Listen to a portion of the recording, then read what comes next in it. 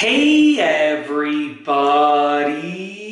I'm here today to show you and tell you how to dry nail polish fast. This will be a super easy tutorial, so let's get right into the video. I'll be going over 3 unbelievably easy steps that you can use to ensure that your nail polish dries faster than ever before. Let's get right into the video.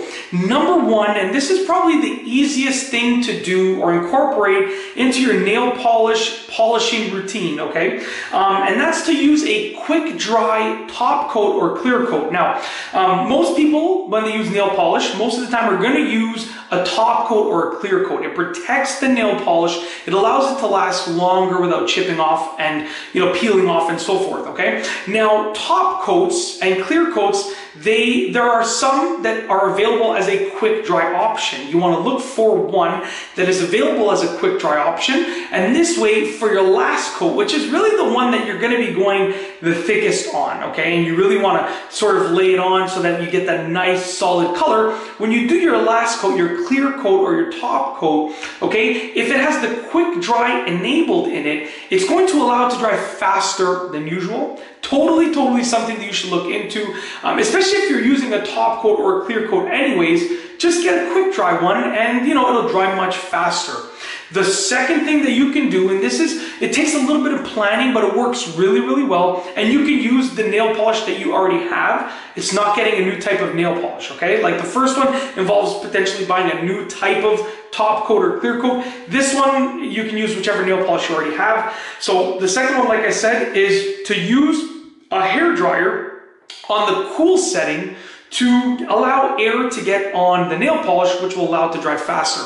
Nail polish is just like paint in the sense that when air gets on it and circulates around it, it allows it to dry and cure much faster than ever before. Now, you can put a fan on in front of you and put your nails out or whatever you are using nail polish on. You can put that in front of the fan, but I recommend if you really want to get a quick dry, okay, get a hair dryer and just put it on the cool setting or the cold setting and just apply it on top of the nail polish area. Now, if you are painting your fingernails, that means you got to do one hand at a time. So you would paint your fingernails on one hand, then you use a hair dryer on the cool setting, then you paint the other fingernails on the other hand, and then you use this hand to cool them, to dry them with the cool setting on the hair dryer.